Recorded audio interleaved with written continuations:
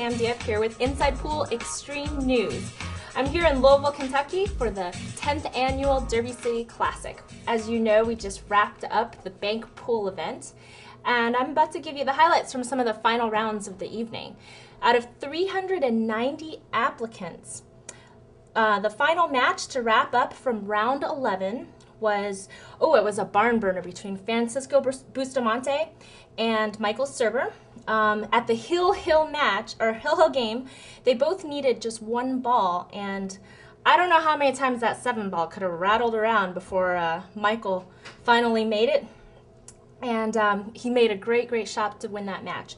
So, as we concluded round 12 with only 6 players left, Francisco had to rush off to the first match of the one pocket round, and he had to got to take out some of his frustration on Hillbilly Charlie Bryant, where he beat him 3-0 in almost a complete shutout in ball counts. And speaking of shutout, in round 12 with 6 players left, before I could even get comfortable in my seat, Larry Price told Neil Jacobs what time it was with a 3-0 win, and let's see, winning 5-0 in ball count in the last game. I think it lasted all of 12.5 minutes, that entire match. In the next match to wrap up, excuse me, Silver Ochoa beat Michael Serber 3-0. And the score didn't really reflect it, but I felt that Michael played a pretty strong game, especially beating Francisco Bustamante just before that. In the final game at 2-2, Michael made a great shot.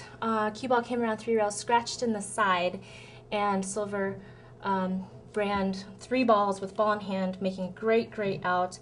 There seemed to be a debate with a couple guys sitting next to me. They were very curious. Where is Silver Ochoa from? Where do you think he's from? You think he's like Mexican or Indian? I don't know. But anyway, in the last match to wrap up, Sean Putnam defeated Tony Ferguson 3-1 without giving up 1 ball in the last game. And it seemed like everything, every time I looked over, there were balls lined up in a row at the spot, but he managed to work it out. So entering round 13 with only 2 rounds to go, Larry Price was the lucky winner of the bye because there's only 3 players left, so somebody had to get it. He waited patiently as Sean and Silver duked it out for second and third.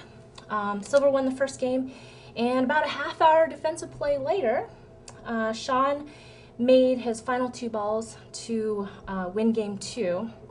And I tell you, that was some of the best defensive play I've ever seen. Some of the most amazing cue ball control. Every single shot was whether they made the ball or not, cue ball was just about frozen to the foot rail. So that was some great pool, I tell you guys.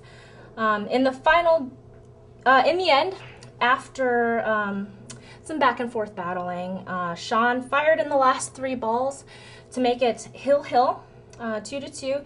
And keeping the trend, of course, going back and forth as they did throughout that entire match. It was a nail-biter, but when Sean missed his 4th ball, Silver just did what he had to do and won that match. So good job, Silver. But, oh my gosh, I have to tell you, I have one word for you in the finals. Final round, we have Silver Ochoa and Larry Price matched up. Can you say swish? Those guys bank like animals, I tell you.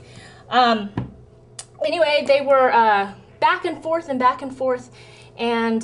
Larry was up 2-1, and there was a rapid fire safety battle going back and forth, some crazy defensive play, and finally Larry ended up ahead and got the advantage in that game. So congratulations to Larry Price, a brilliant tournament.